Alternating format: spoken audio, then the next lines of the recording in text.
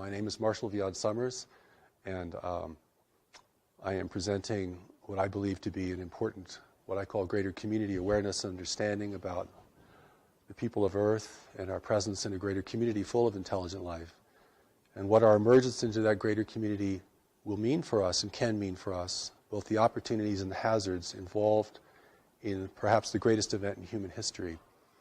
And my background really is more as a minister. I left my work as a special ed teacher for the blind about almost 40 years ago, began to teach interguidance, had a personal revelation in 1982 which confronted me with the voice that had been counseling me both in my interguidance work and as a special educator.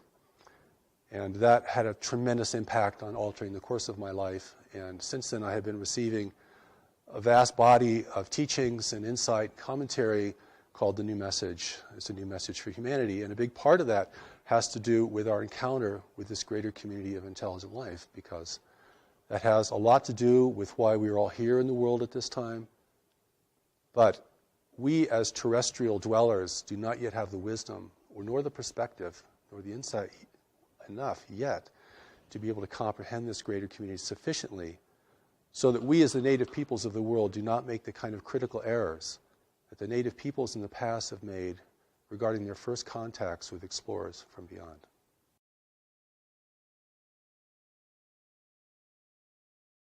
I consider the voice of the voice, the primary voice, to be an angelic voice. And it was this angelic voice that began to speak to me in my work with blind children.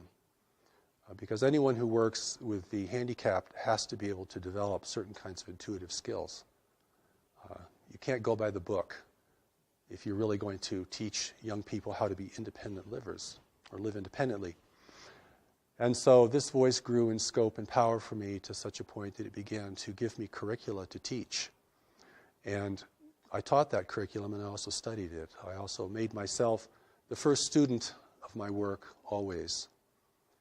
And this built up to such a point that I had an epiphany of my own, because certainly that voice isn't here simply to make you feel comfortable or to make you happy, but to ask you to do something significant and to engage you in serving the world beyond what you had considered to be possible or even preferable before. So this voice experience has grown into a major aspect of my life and certainly the source of my work. And it was this voice that asked me to receive the Allies of Humanity briefings from a group of observers, off-planet observers, who were witnessing the extraterrestrial intervention in our world and wanted to provide us wisdom about that intervention to equip us and forearm us and forewarn us of what that could mean for us. We have a real disadvantage in encountering this greater community, and so the Allies of Humanity briefings are here to impart greater community knowledge and wisdom to us so that we may have this contact experience from a position of power and authority and responsibility.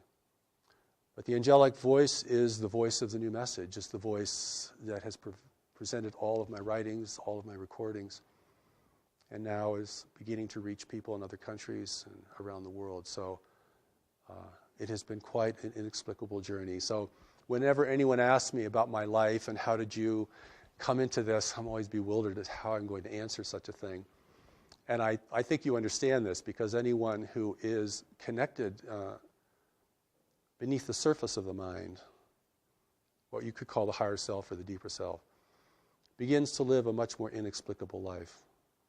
And I know many of your readers and viewers understand this and experience this, as do the people who are gathered here today. The Allies of Humanity briefings are briefings from an extraterrestrial source. It's an authentic off-planet communication that I was asked to receive. And I should mention that when I was asked to receive this, I was very resistant to it. I just did not want to get involved in this arena called the extraterrestrial presence in the world. But before, in 1996, I was preparing Greater Community Spirituality, which is a very core book to the New Message teachings. And of course, it deals a great deal with the greater community understanding God at the level of the greater community, understanding our association, our individual association with the universe full of intelligent life, what wisdom means there, the things that we do not yet understand in order to function there responsibly and effectively. And it was this voice that asked me to receive an off-planet source called the Allies of Humanity. And I finally relented because after a while, I mean, freedom is no choice in that sense. And that began the briefings, the transmission of the briefings. The first set of briefings happened in 2 stages over the course of 1 year, and the second set of briefings all happened within about just a few days. And the third set of briefings, which has not yet been published, most of it was received in 1 day, and then last February I received the final chapter to it. And there's a story behind the Allies which is pretty interesting because they're really operating as spies here in service to us because they represent free nations in our region of space. And freedom is rare in the universe, and particularly in our region of space. So we know from our worldly experience that free nations don't get along very well with unfree nations, and there's always a dissonance there and a difficulty. And so the world is now really being intervened by races who are here to take advantage of this world and of our position in this world. And the Allies' briefings warn us about this, that this is premature contact, that humanity is not ready for contact. We do not have the social cohesion, we do not have the worldly wisdom. We're not prepared for this kind of engagement with races who can be far more clever and effective than we are, and who can exert much more control over the mental environment, a reality that we're only just beginning to understand. And so the briefings are really here not only to warn us, but to encourage us. Because what I see in the world today is that individuals and groups of individuals are losing confidence, not only in themselves individually, but in human institutions, human leadership. And of course, we all have good reasons to doubt human leadership. But this erosion of confidence in ourselves and one another sets the stage for the kind of intervention that is occurring in the world today, which is not a military intervention. It's an intervention of persuasion and dissonance, and it's manifesting itself in different ways. And so it's very important for us, particularly for people who have a spiritual grounding, who are focused spiritually, because we can make some very critical mistakes in assuming that whatever happens to us is the right thing to happen to us. You've heard these kind of platitudes. We're right where we just need to be. God gives us whatever we need. We can handle whatever happens. These are the kind of ideas that can really get us in trouble in engaging with the complexity of life, even as it's manifesting in our world today. Well, I'll hold this in contrast to the experience of the angelic presence, which is a tremendous presence. In fact, for me, it was so tremendous that when I really was able to face it completely, it had a kind of devastating effect on my life. It wasn't a sweet and comforting kind of experience. It was more like being blasted by radiation, and it certainly created a shift in me. And so I hold that kind of experience, which is a tremendous experience presence, will fill the entire room. You can't think of anything else. You can't do anything else. I mean, it's overwhelming. And if you have not learned to recognize what it is, you might think it is a terrible thing that's happening to you. You might be terrified of it. So I've had a long runway in preparing to receive this kind of presence and to receive its communication. But the Allies, I did not meet them personally. They've never visited the planet. They've never been on the planet. And they make it very clear that the real allies of humanity are not here and will not come. And we can talk about why that is so from an ethical and practical standpoint. So my experience of the Allies was like hearing a voice on a very long distance call. No personality, no presence, something far, far away. Because they were far away. I mean, even positioned in our solar system discreetly as they were at the beginning, they were still very far away. And so this was a divine connection that is free of mechanical interference or interception. It is something we don't know how to create. I don't know if anyone knows how to create this.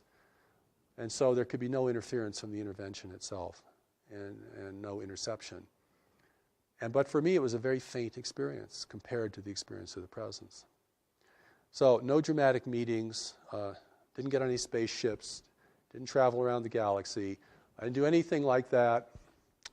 And yet the emphasis on my receiving this was so strong. And had that emphasis not been there, I'm sure I would have just dismissed it as an errant kind of experience or an annoyance or, no, I don't want to do that. But it proved to be very important, and I recorded it in my voice, and it was transcribed. But when I read the Allies of Humanity briefings, I know this is not coming from me. And I think especially notable in the Allies is the regard it has for humanity. A seeming regard that's much greater than I think most of us have for our own selves as a race. I mean, we're a pretty clumsy, violent, and disorganized race. Collectively, we might be fantastic individually, but collectively we don't make a very good show in our local universe. And the Allies do comment on that. But for me, the engagement was very, very subtle. But when I locked into that, it was quite strong. I mean, the words flowed, the feeling flowed, the kind of beyond words you would hear in a communication had real power and efficacy, and certainly affected me, affected the people who were the first to listen to these. But it's just my voice. Whereas when you listen to the angelic presence speaking through me, you're hearing a totally different voice. I mean, it has somewhat like my voice because it's using my body as a platform. But that's clearly not me. In fact, we listened to one of the recordings this morning in our conference, which we call the encampment. And I listened to that voice and I thought, I wish I could talk like that. I really do, and I mean that. I've tried and I can't do it. You have a 40-minute presentation, it's word perfect, every sentence is powerful, the inflections are perfect, nobody can figure out what the accent is. I don't know. All I can say is I yield to that experience and to provide it to others and see if it is valuable for them. I hear it as a voice, and then that voice locks onto my voice, and then I can speak it and record it. It's way too fast for me to write. I've never been able to write these things down in the speed which they're given. Before I received the first set of briefings, I was kept up almost an entire weekend because I didn't really want to accept it, by this little voice saying, would you please receive us? Receive us. Receive us. And this was like a ringing in your ear. It was so continual. It's like a repeating message. But once I locked into the voice, I could speak it. And my inexplicable training has enabled me to do that.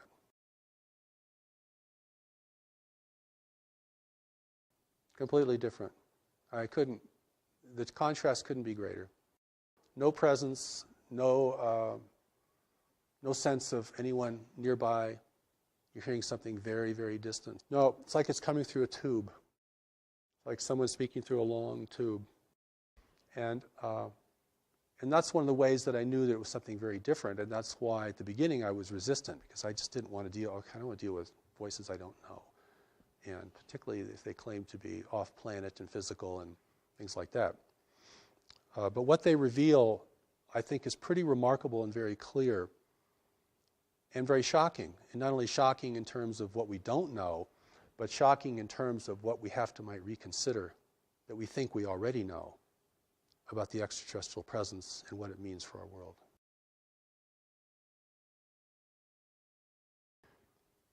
First, they want us to know that there are free races actually out in the universe.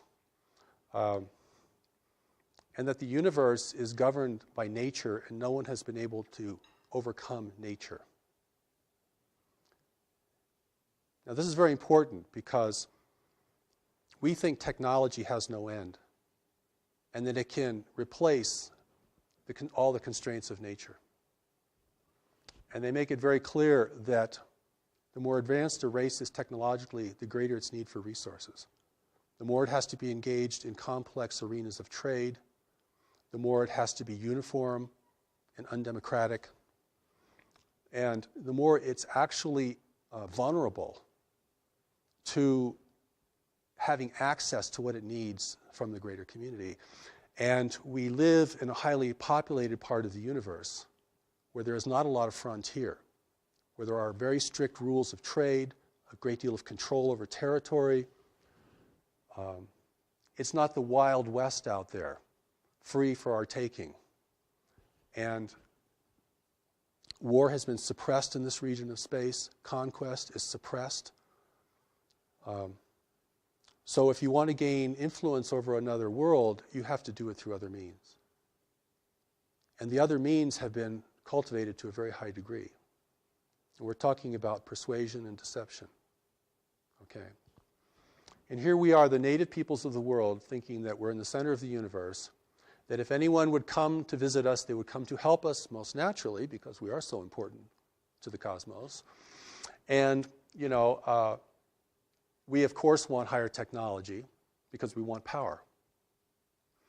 And we have problems here we can't seem to deal with, global problems, resource depletion, climate change, political corruption, a growing dissonance between nations over who have access to the remaining resources of the world, just one example.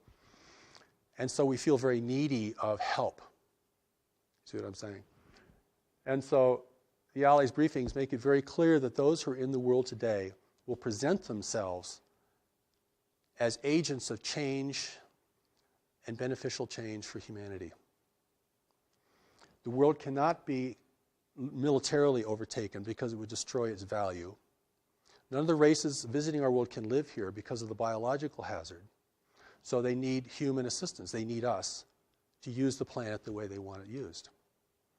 And they'll even use all of our infrastructure.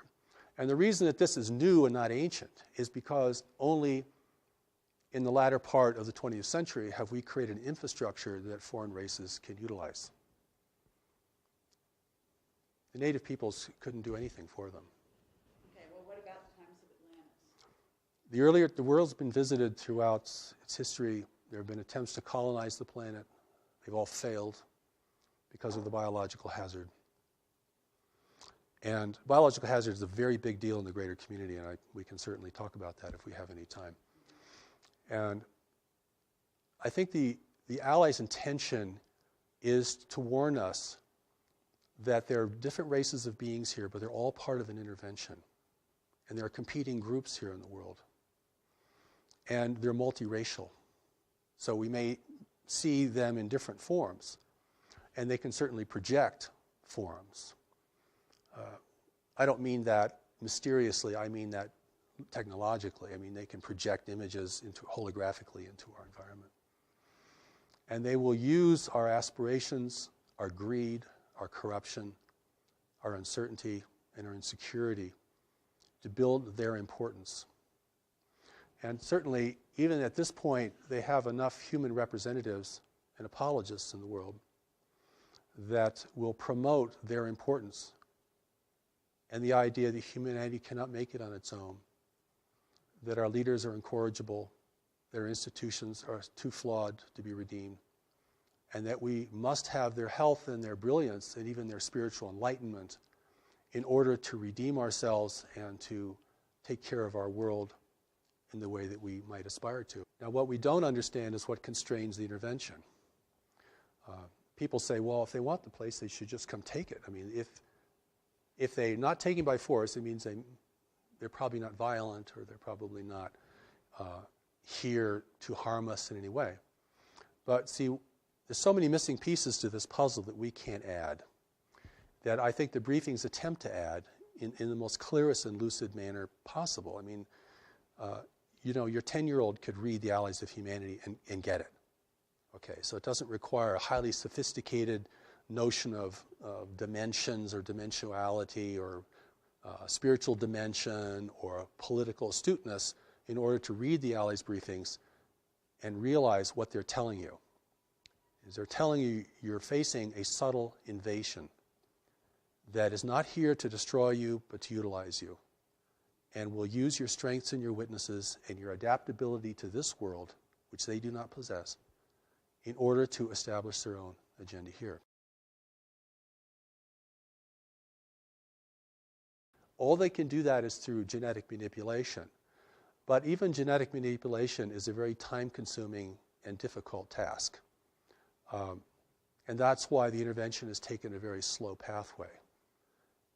It just happens to be the most effective way to ingrain yourself in the consciousness, in the biological reality.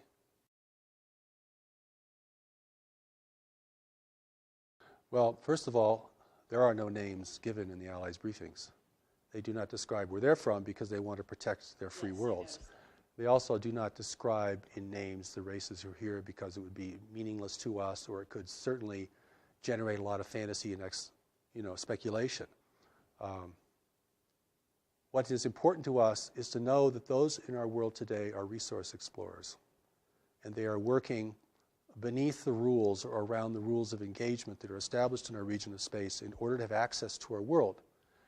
If it appears to outside observers that their presence here is not resisted or denounced, then they have, within the rules of engagement in our region of space, they can be here without setting off alarms to their competitors or establishing official oversight problems.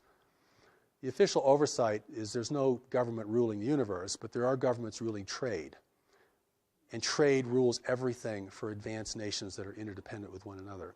And that is where the control is demonstrated.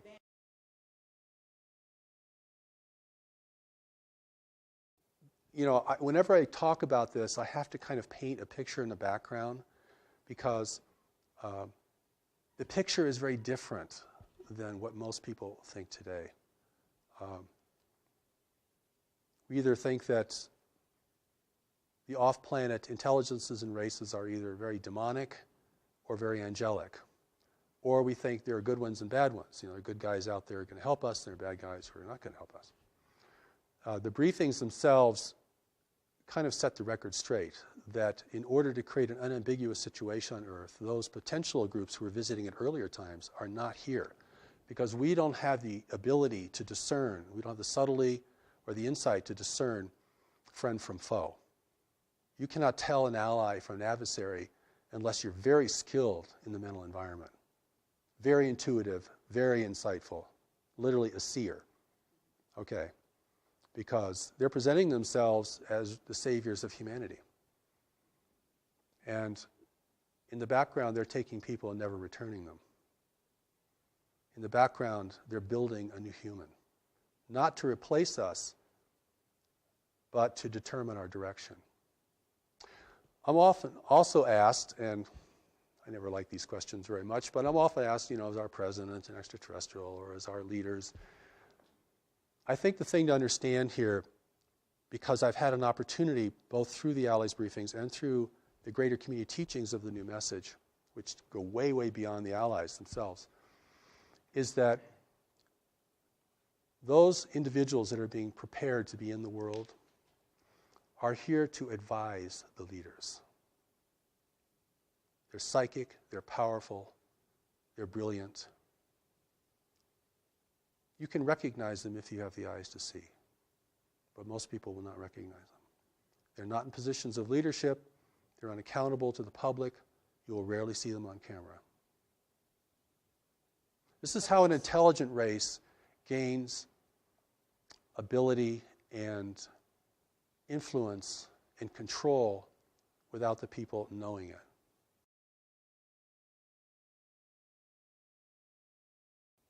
Large nations, if they become involved in networks of trade, have great influence over each other. And it's a very competitive environment. The universe, our universe that we're going to have to deal with, isn't a big frontier with a bunch of uninhabited Earths out there that we can go migrate to when we've just completely used up this one.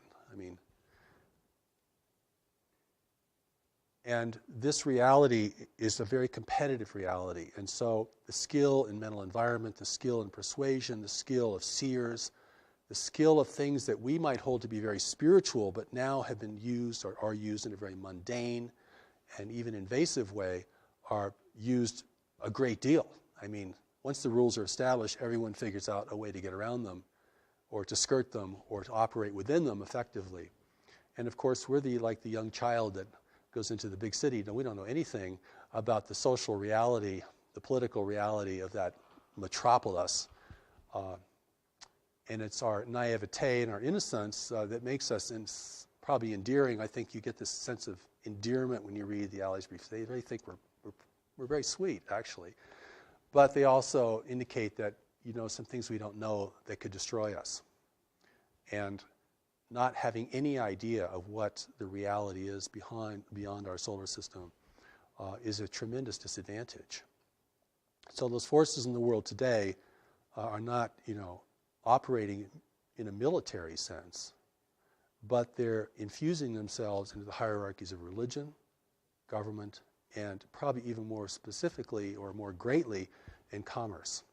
This is the complexity that gets really difficult because different nations have been contacted by different groups. And certainly I'll say a few things that might shed some light on this. One is, if you want to gain ascendancy in a world and have your presence be the most trusted presence, then you have to weaken the strongest nations. And one of the ways you weaken a strong nation is by engaging it in intractable conflicts. And then begin to erode the confidence of its people in that nation. This is very much about persuasion and acceptance, okay? I make this emphasis about war because our whole orientation to space is war. Star Trek, Star Wars, War of the Worlds. This is where we're coming from as a people. We think the universe is just another big battleground between empires and freedom fighters and all this kind of stuff, which is a total projection of, our reality here on Earth. But the truth is, we're facing a non-human universe. And that alone is enough to give people chills. We're facing a universe that does not value human values. But we're also facing a universe that, like every other creature, requires resources to live, has to deal with competition, has to deal with provision, has to coexist with others. So our emergence into the greater community is an emergence into a much more sophisticated and complex environment. And we're going to emerge into this greater community because we can't stop. It's happening, not because we're going out and finding out what's out there, but because what's out there is coming here. Not all of what's out there, but some of it. The briefings also indicate that there are very few worlds in the universe who know of our existence. Because those who do know keep it a secret. Fewer competitors. It's in this is the Alley's briefings talk about this, as well as the New Message Greater Community teachings, is that we're following a very normal path of self-destruction, that most races that become technologically endowed begin to outstrip their world's resources and are usually engaged in the greater community not because of their explorations, but because the greater community arrives, offering gifts with its secret plans. And that's how that is the inducement. The inducement is not just to be a conquered people, because we'd resist. And if we resist, they couldn't function here, and they destroy the value of this world.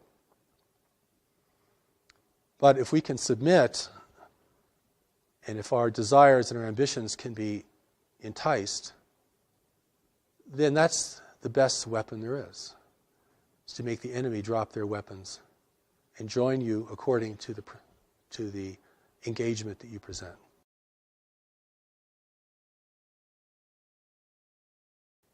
We're, even today, even in the world even without an extraterrestrial presence here, we're starting to learn about the power of influence.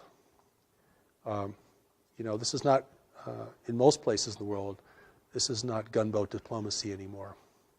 This is about dependence.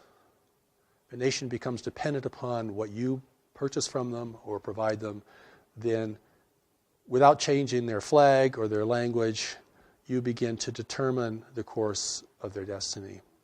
You don't really want to occupy them because that is way too expensive and difficult. You don't want them to resist you because that's way too difficult. And this is beginning to give us a picture of how nations influence one another in a greater community where the level of sophistication is much, much higher and where the psychic abilities are much higher. So I always want to take this into a larger arena of life, and also I hope we have time to talk about what the connection is to our core spirituality, because we are in the world today for a purpose, each of us. We're here to be in a time of transition and danger in the world. You know, the greater community, certainly many people feel connected to it anyway for reasons that they probably can't explain very well. And it's certainly going to be part of our collective and individual destiny. The fact that it's still, barred from the social discourse doesn't diminish the fact that it's centrally important to our future and to what kind of world we're going to have. But it's very muddy water. And even the truth has been so sullied. I gave a presentation in Denver about 10 years ago to a group there, and a young man came out and he said to me afterwards, he said, there hasn't been anything clean about the extraterrestrial presence for 25 years. And so, we have to look now at what our relationship with this greater community is, our relationship with this intervention. I mean, not the whole universe is intervening here. I mean, we're just part of a larger environment, and we've come of age. We've reached puberty technologically, okay? We're now subject to greater interests, and we're also destroying the planet, the wealth of the planet, the wealth that others would value. It's biological wealth. When I say resources, I'm not talking about, coal seams. I'm not talking about the kinds of things that we think are really important. I'm talking about biological elements in a universe of barren worlds. I'm talking about blood. Talking about plasma, talking about cellulose. I'm talking about the building blocks of life. This is precious stuff. The recent Allies briefings say, you have no idea how important a tree is. So it's really important for us to begin to get a more greater community perspective, if that's possible, than simply projecting all of our values out onto space, which will never really inform us of what we're dealing with. And that's what I think the Allies briefings, the greater community teachings of the new message, give us an opportunity to step out of this and to see the universe in a more prosaic manner, not a multi-dimensional, not in a way that, is extremely subtle, but in a way that's manifest, because we have to deal with the manifest reality before we can deal with the subtle reality. If we're running out of money, or if we've got a tumor in our side, right? Or if we've just lost our house, that's a lot more important than our meditation practice for that day. And so it's the manifest reality we have to begin to get a handle on. And that's not as complex, I don't feel as complex, or as mystical, because this is level confusion. Level confusion is a real problem here, because there are different levels, and the levels present different kinds of things to us. But if we miss the fundamental level, that we're the native peoples of the world, encountering resource explorers that we know nothing about, whose intentions are never revealed, whose activities are surreptitious, whose impact upon people is generally destructive and manipulative, then we have to deal with it at that level primarily if we're going to be a free race in the future. And if we can't deal with it at that level, if we get lost in the dimensionality of this whole phenomenon, which is big, we're going to sell the world away or give it away. And we're going to do that. It won't be taken from us. That's the difference. You see, this is where human responsibility or ability to respond becomes critical. In the New Message teachings, one of the important things about greater community spirituality of the universe, is this reality of knowledge. Because, and I'm going to use this word in a different way. I'm not talking about information or book learning or what we learn in high school or the university. I'm going to talk about knowledge as a deeper mind. We can call it higher self, Christ self, Buddha self, whatever. This mind operates beneath the surface of our worldly mind, our intellect, which is pretty much totally conditioned. I mean, you're never going to totally recondition your personal mind. I mean, it is thinking how culture thinks. It is thinking according to our biological and social realities. It can think better, and it can be valuable, but it is very, very ingrained. Excuse me. And I want to take knowledge out of the religious realm, if I can, or the high spiritual realm, because there's so many things associated with it, and bring it down into a kind of a consciousness baseline. This is the well of what you know and can know, and your ability to know. This is the part of you that's still connected to God. It's not the part of you that's living a soul journeying through manifest reality. This is the part of you that didn't leave, that isn't journeying through manifest reality, or it's going with you, but it's not on that journey. This is the only part of us that cannot be manipulated by any worldly, extraterrestrial, interdimensional, anything. And this is important because this is the source of our strength and our integrity and our ability to see. If that does not become the emphasis of an evolving humanity, then we will be seduced en masse. And we'll be seduced in a way we never thought we'd be seduced. And how we'll be seduced is being offered what we want, which is the most deceptive form of seduction there is. Beauty, wealth, and power is part of that, certainly. And we're very primed for it. I mean, as the world becomes more disorderly, as resource depletion continues, as nations become more fractious with one another, and we're entirely able to make our own war, by the way. We don't need any help from beyond to do that. We're very good at that. We've been doing that for a long time, and nobody has to teach us anything about that. But the wars that we become engaged with, particularly in larger powers, do have a purpose for the intervention. If the only nations that could really rally the world are weakened sufficiently through intractable conflicts, and if the two or three strongest nations of the world are repitched in opposition to each other, or that's fortified, there will never be a consensus here.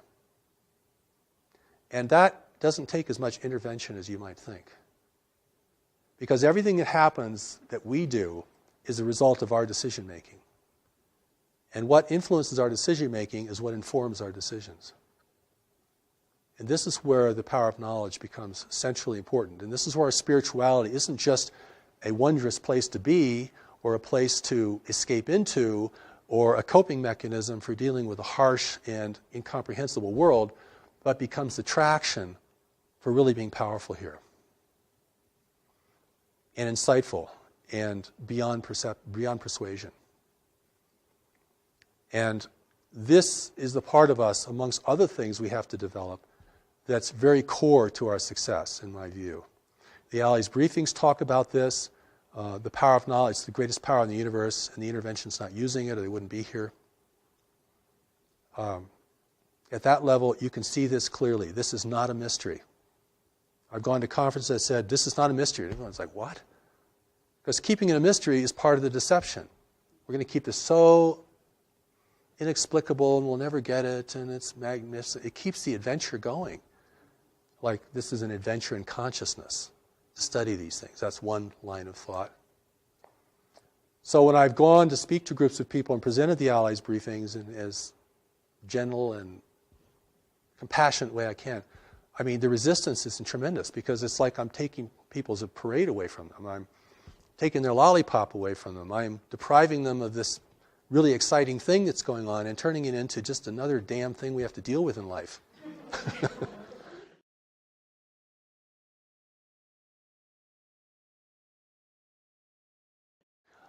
I'd like to talk a little about God, because God is a part of this. And we are spiritual beings with a spiritual origin and spiritual destiny.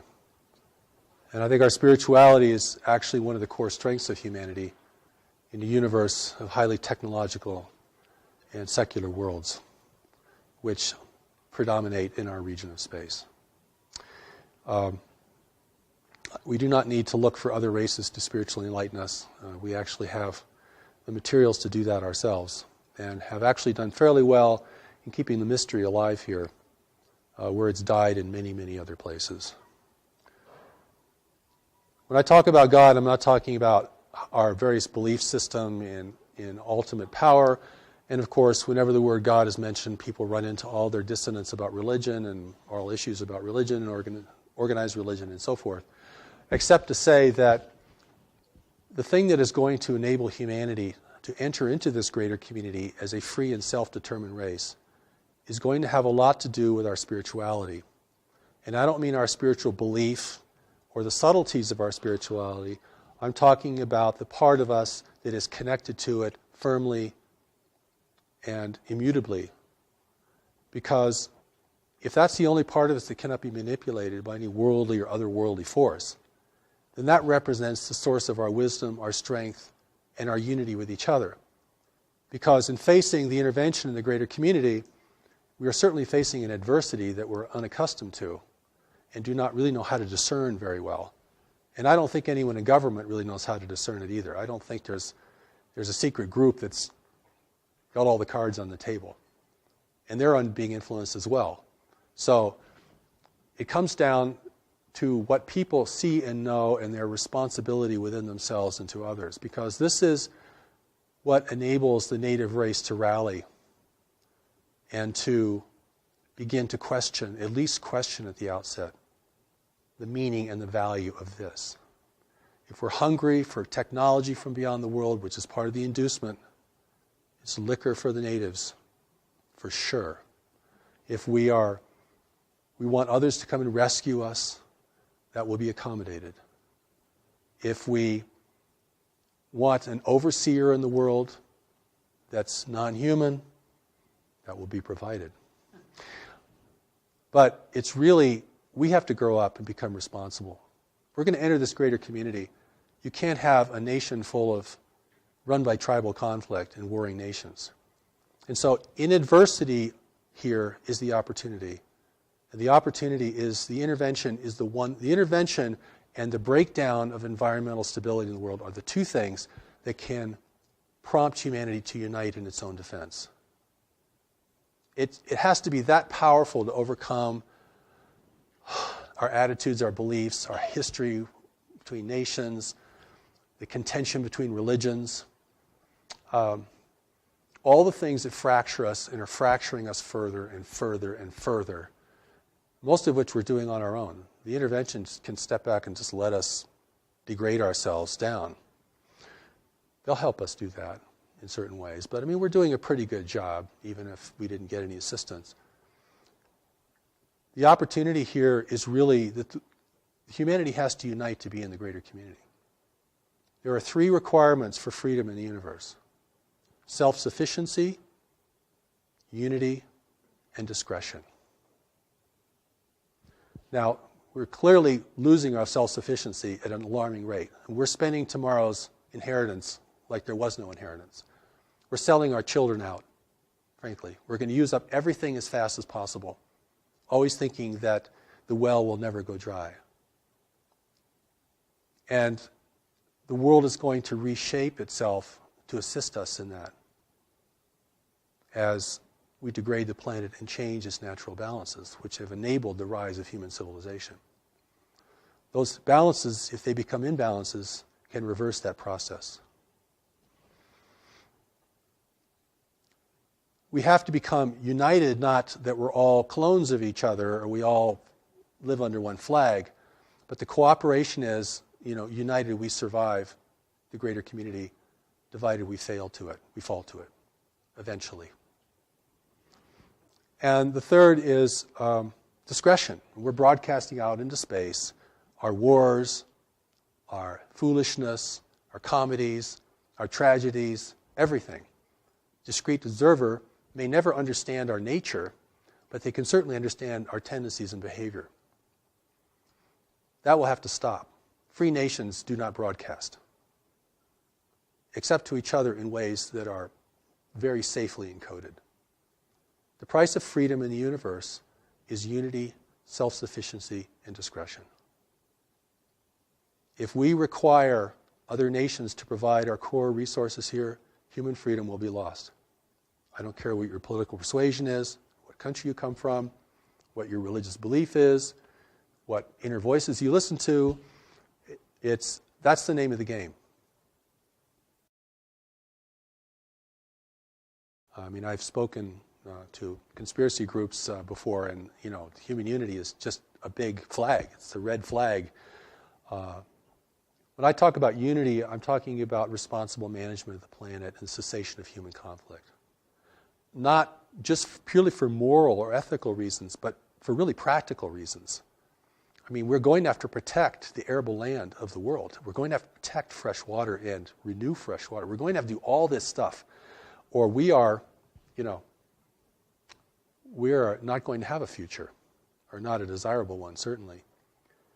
And that is part of the reason the intervention's here. The other part of the reason the intervention's here is we're at the threshold of becoming technologically powerful enough to discern it effectively and to communicate out into space that we don't want anyone messing with us. Stay away, please. We're not ready. We'll let you know when we're ready. That's why the real allies of humanity, or races that could become the allies of humanity, are not interfering in the world today because it's highly unethical for them to do that. Even if they wanted to help us grow and become peaceful and peace-loving, they would have to control us to do that. Or they would just send their wisdom, like in the Allies briefing. They just send their wisdom. They're not sending, advisors down here to encourage us, persuade us. See what I'm saying? There's a big difference between sharing wisdom with somebody and beginning to control their life, or trying to control the life or the outcome.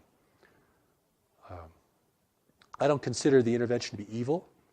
I think it's just self-interest in the universe. And we have things they need, and they really need them.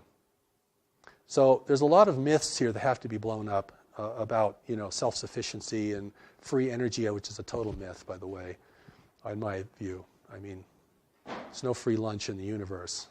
And even if you could harness free energy, like harnessing the power of the sun, you're going to have to create some pretty powerful technology to do it on a big scale. So you still need resources. Right. So even if the energy is free, in order to capture it and use it, you still need huge infrastructure, lots of resources, all these kinds of things. So it's not really free. See what I mean? It's not really free. But I want to go back to God, because whether people believe in God, it's important that they know that there's a part of them that cannot be corrupted and has never been corrupted, and that there's a way that that part of them can speak to them and advise them. And this is, you can call it your ground of being, your gut feeling, whatever you might call it within a religious or a general vernacular. There's a part of us that has to advise us. Or you could say to the intervention, can't you just see this for what it is? 50 years of UFO research, can't see it for what it is. Why is that? 50 years of UFO research cannot see this. Oh, we know we're being visited, sure. We knew that 50 years ago. Haven't gotten any further, really. We got lots of sightings, got drawings and radar and tons of speculation and lots of kind of science, pseudoscience, all kinds. But can anyone say, what is this?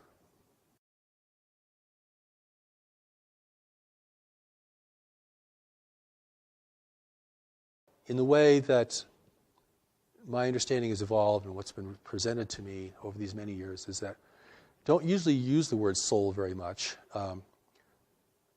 I describe it more as there's a part of us that's still connected to God, that's very wise and looks on everything with much greater discernment and depth. There's a part of us that is disconnected from God, and we live in the part most of the time that is disconnected. And that's almost the price of being in the world. Because if you really had full God awareness, you either wouldn't want to be here. It's way too dissonant. Or you'd have to be here on a major mission, and you garner a lot of resistance. And that, in that sense, that's enough. If you know that a part of you is wise and a part of you is not wise. and you can distinguish that on an increasing basis in your own experience, then whatever your religious affiliation or belief or ideology might be, you can relate to this. I mean, people know what I'm talking about. You know, when I've gone to foreign countries and talked about the intervention, oh, they know, no problem getting that. Hey, we've been intervened with for centuries. We're being manipulated right now. I mean, there's no pretense of freedom and democracy and, you know, nobody can affect us because, you know, we're God's chosen race. And people know exactly what you're talking about. I mean, it's just from a different source. Oh, okay. Yeah, I can get that. And so it's this ability to see, recognize, and know things that's going to be very key. And it's, you know, it's under the radar of the intellectual conversation. And in my view, it ends up in the final hour being the most important thing. Because we're never going to fully understand the intervention, how it works. We might finally figure out its impact on our governments and the way they behave, which I think a lot is being done there. I think on our end of the spectrum, we're putting a lot of things together. Because that's the part of us that's going to capitulate first. You know, and I want to say one more thing about that, if we have time.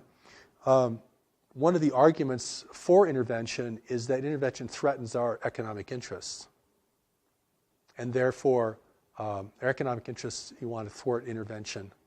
But it's really the opposite. Our economic interests would be the first to be persuaded. If you can give power no one else has, one little piece of technology, which may be a trinket in the universe, if that gives you supremacy in your world, your business world, your life, oh boy, that's unbridled greed right there.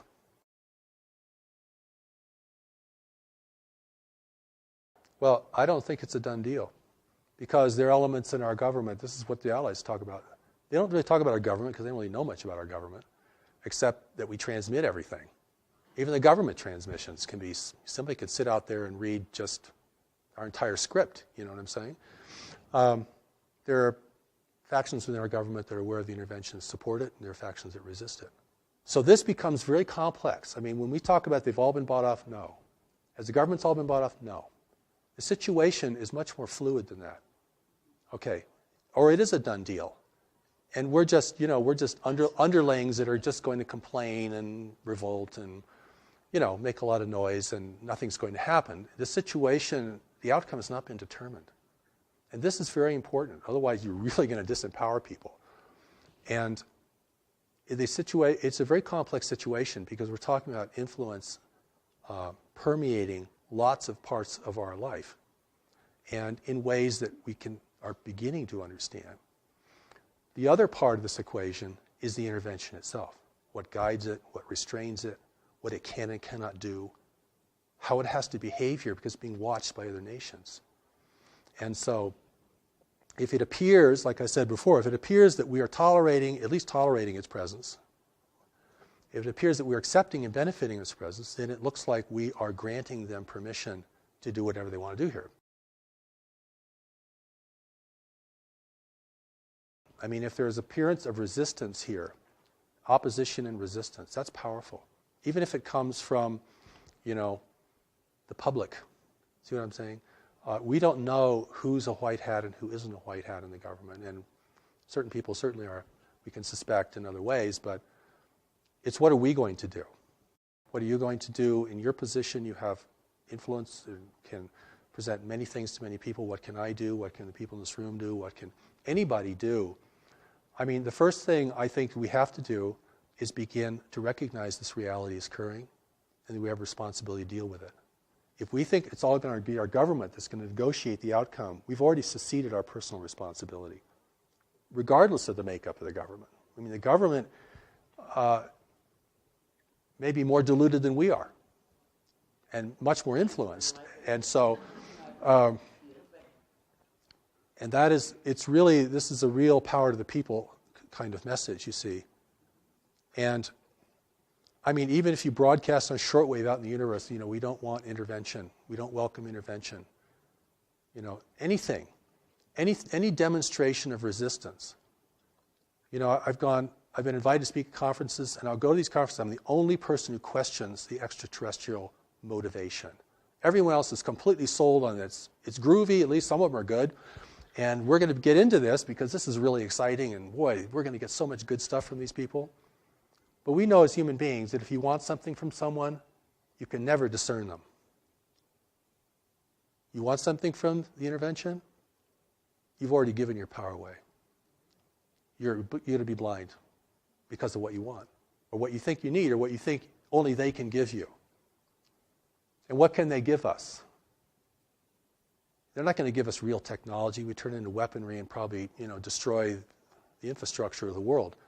They're not going to give us spiritual wisdom, or we wouldn't want intervention. They're not going to give us, high integrity, because if we had high integrity, we'd realize we're being messed with and we want everyone out of here. You all go home, please. We're not ready for you. We'll let you know when we're ready. When we establish our own rules of engagement in this planet and our own ethics of contact, then we will see who amongst you we want to communicate with. That's from a position of power and authority. Listen, the Japanese kept the Europeans out for 200 years. And how they did it was they burned every ship that entered their region. Not very nice. But the message got pretty clear. And after a while, the ships stopped coming, right? So, if the Native Americans had done that in the United States, we might have a different nation today. White people would be the minority.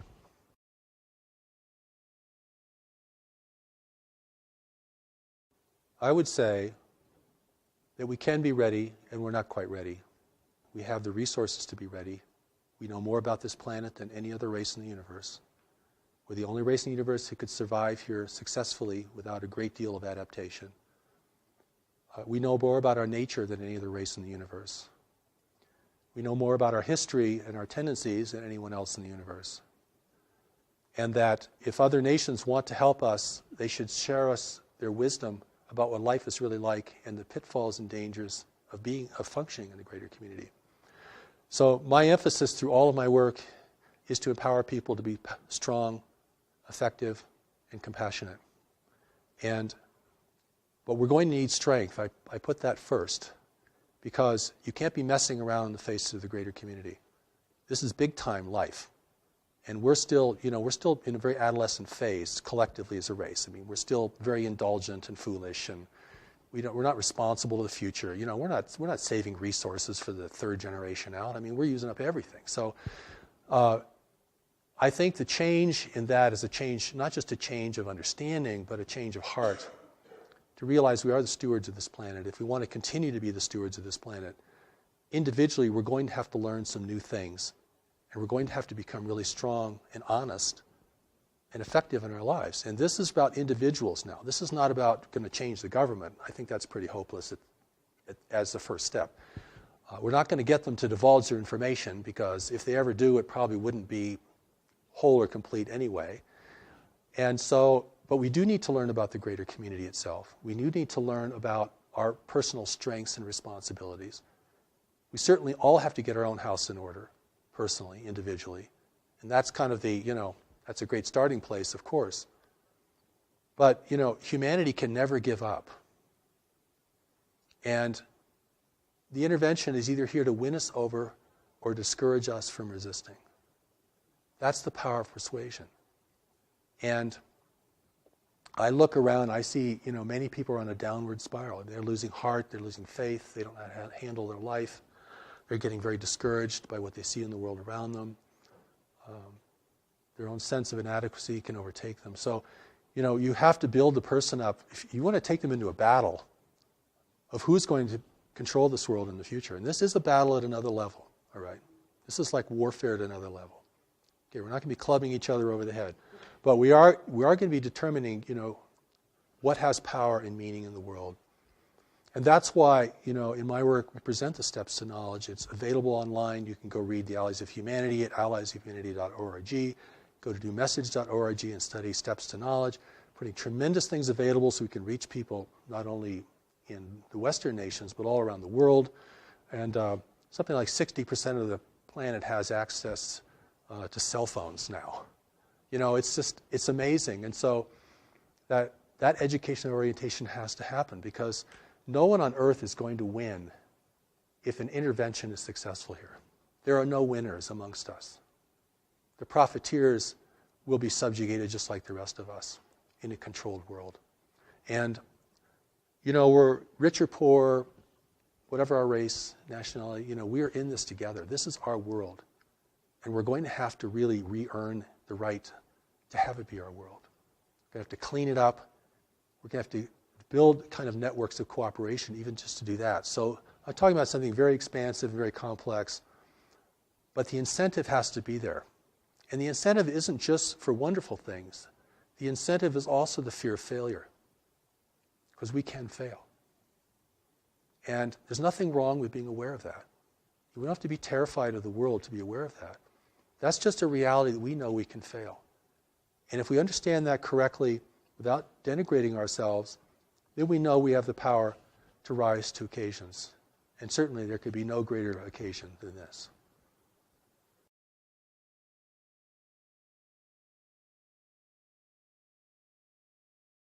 The Allies of Humanity briefings are at alliesofhumanity.org. We're a nonprofit organization.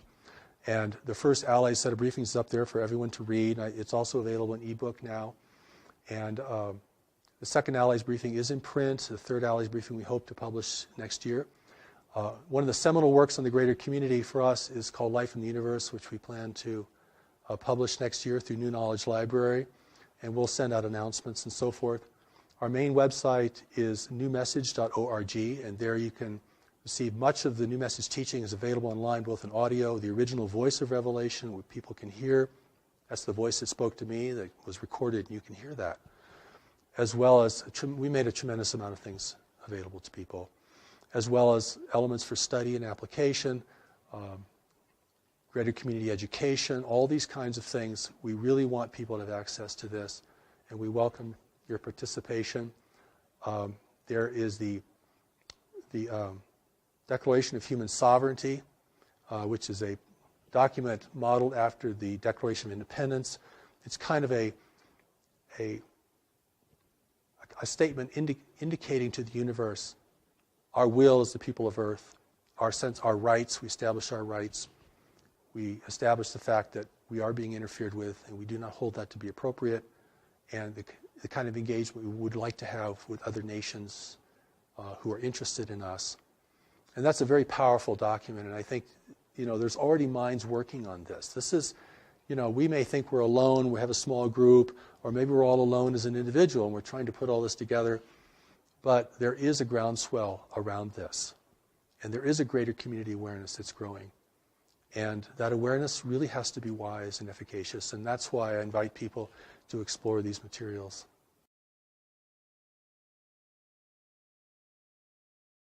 I'll deal with the prosaic first, and the things that we can all touch upon is the fact that food, water, and energy are declining resources in the world, and will be increasingly so. And those things, which seem the most ordinary kinds of things, may in the end prove the most difficult for us. Certainly, earthquake activity is increasing. Volcanic activity seems to be increasing, from my understanding. And but I think the thing that's going to create tension between nations and in communities and within our own personal lives is going to be really the fundamentals. And the fact that when you look out on these beautiful mountains here, and I don't know if your camera can take any of that in, you're going to look at a dying forest. That's a dying forest out there, beginning to die. That's because the planetary climate has changed only 1 degree Fahrenheit. That is enough to unleash forces that I'm not sure anyone could foresee. Maybe people did foresee that in the western United States alone, we've lost 40 million acres of trees from a very slight variation in our climate alone. That and the availability of water, clean water, the growing aridity of the world, particularly in highly populated areas such as Africa, the Sahel, the Middle East, Southeast Asia is having a critical water problem. These are earth changes that these are big things. This is a 4-alarm fire, actually.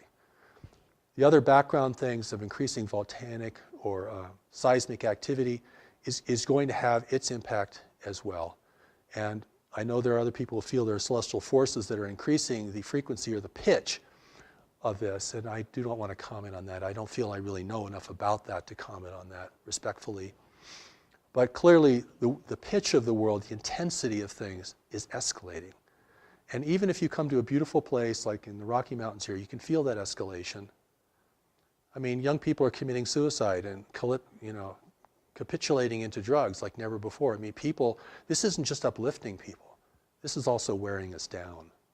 The pitch, the intensity, not just of more activity, but the actual intensity of the mental environment.